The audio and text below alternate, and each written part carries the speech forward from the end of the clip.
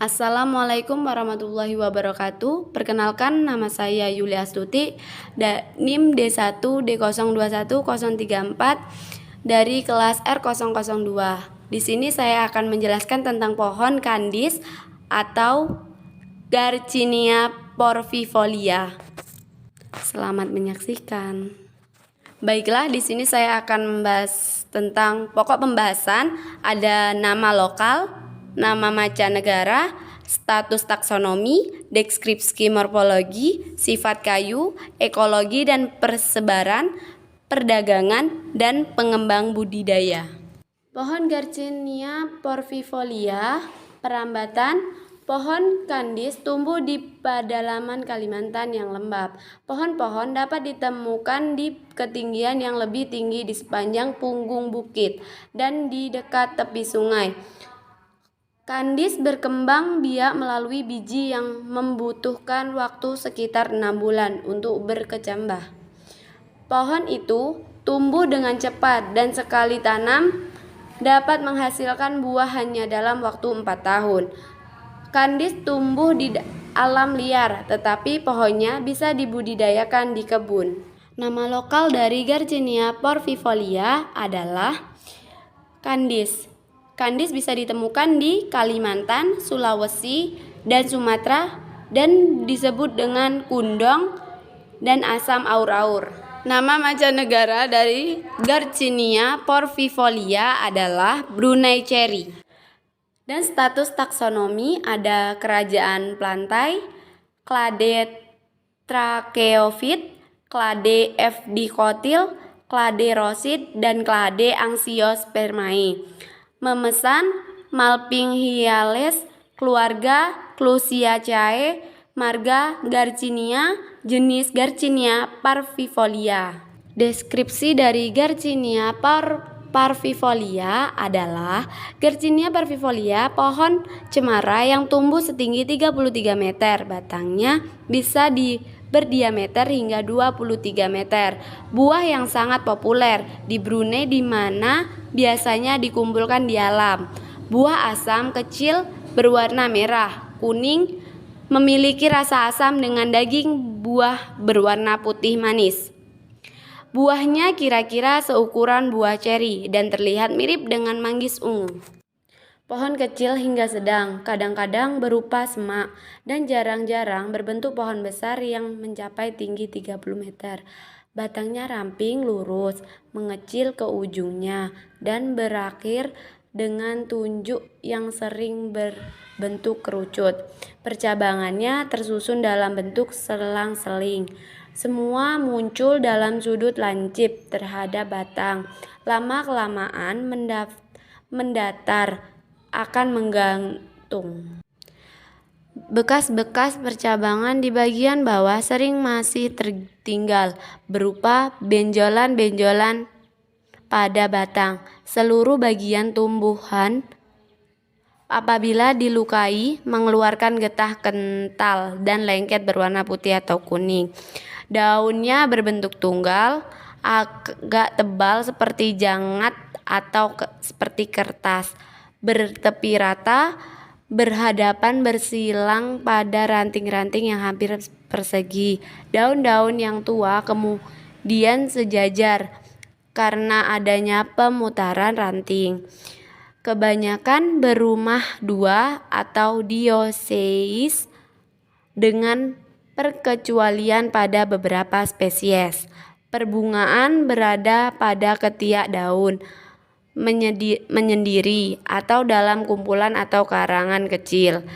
Berkelamin satu, beraturan, berbilangan 4-5. Kelopak agak berdaging, tidak rontok dan tumbuh bersama buah. Mahkota agak berdaging, putih, kuning atau kemerahan. Buah biji 1-12 butir, bijinya besar-besar, terbungkus oleh arillus atau salut biji yang mengandung banyak sari buah. Embrionya hanya tersusun atas hipokotil, sedangkan keping bijinya tidak ada. Ekologi ada pohon jenis Garcinia umumnya dijumpai dan tumbuh besar penyusun lapisan tajuk kedua di hutan primer dataran rendah, atau lebih jarang di hutan pegunungan bawah hingga 900 min 2100 meter dpl. Untuk Garcinia parvovilia mungkin didapati melimpah di hutan sekunder. Selain itu juga dapat dijumpai di rawa-rawa. Adapun persebarannya, Garcinia parvifolia tersebar di Kalimantan, Semenanjung Malaysia, Sulawesi, dan Sumatera. Pohon ini ditemukan pada ketinggian 600 sampai 800 meter di lingkungan yang lembab dan tumbuh hingga ketinggian 33 meter. Adapun pengembangan atau budidaya Garcinia parvifolia dengan menggunakan benih biji yang terdapat di dalam buah. Media penanamannya bisa dilakukan: 1. Melakukan penyemaian dari biji. 2. Siapkan media tanam seperti polybag, tanah, dan pupuk. 3. Campurkan tanah dan pupuk hingga merata, lalu masukkan ke polybag. 4. Masukkan bibit dalam polybag, lalu siram dengan air. 5. Diletakkan di tempat yang terkena sinar matahari dengan cukup. 6. Rawat dan siram setiap hari. Manfaat Garcinia parvifolia yaitu digunakan sebagai lalapan, dan buah yang sudah dikeringkan bisa digunakan sebagai penambah rasa asam, digunakan sebagai antioksida, antimikroba, antiplasmodium, dan antiplatelet. Manfaat buahnya: banyak jenis yang menghasilkan buah yang dapat dimakan. Contohnya, manggis Garcinia mangostana adalah yang paling populer. Jenis ini hanya ditemukan tanaman budidaya, tidak didapati di alam liar. Menurut sebuah laporan pada 2011, Indonesia memang dikenal sebagai produsen terbesar manggis, namun pengekspor terbesar adalah Thailand. Hal ini dinyatakan oleh Reza Tirtawinata kepada Definisi Laboratorium dan Riset PT Mekar Unggul Sari. Dan ada juga Garcinia dulcis, rasanya masam, dimakan segar atau dibuat menjadi selai.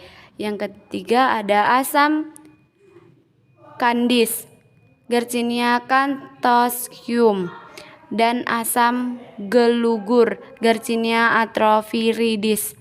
Biasa diiris-iris dan dikeringkan, dijadikan sebagai bumbu dan pemberi rasa asam pada makanan. Cerupu atau Garcinia prainiana yang manis atau masam juga dimakan oleh di Asia Tenggara daratan.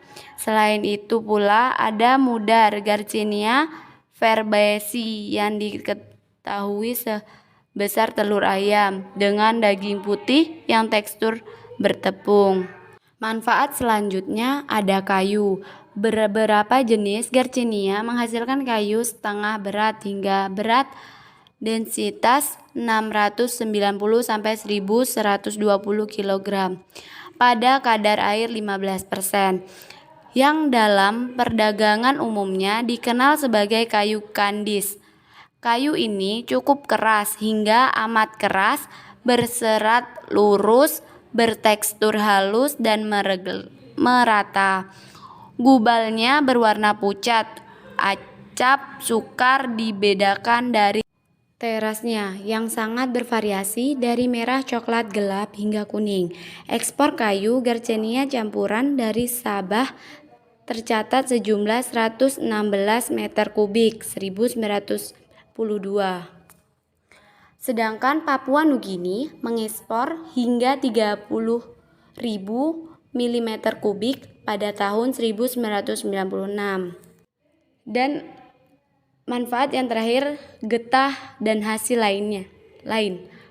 Bahan perwarna gamboge diperoleh dengan menyadap getah berwarna kuning dari Garcinia hanbury di Thailand. serta dari Garcinia morella di India. Dari kata Gamboge, itulah berasal nama negara Kamboja. Kulit buah manggis Garcinia mangostana digunakan dalam menyamakan kulit dan sebagai penghasil bahan pewarna hitam. Beberapa jenis Garcinia yang lain, daun mudanya dapat dimakan sebagai sayuran atau sebagai pemberi rasa masam pada masakan.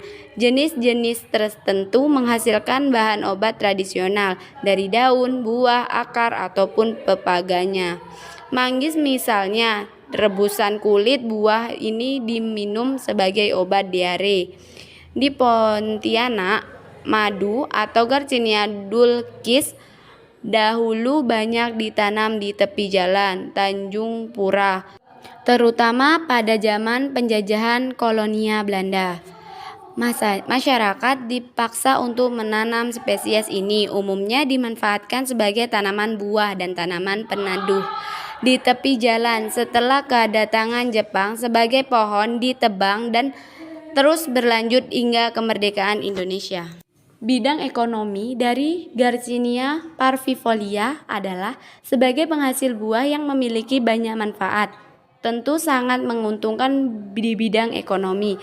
Selain untuk lalapan dan buah dapat juga diekstrak menjadi antioksidan dan lainnya untuk kesehatan manusia. Tentu itu akan sangat menguntungkan, karena itulah harus kita rawat dan dilestarikan.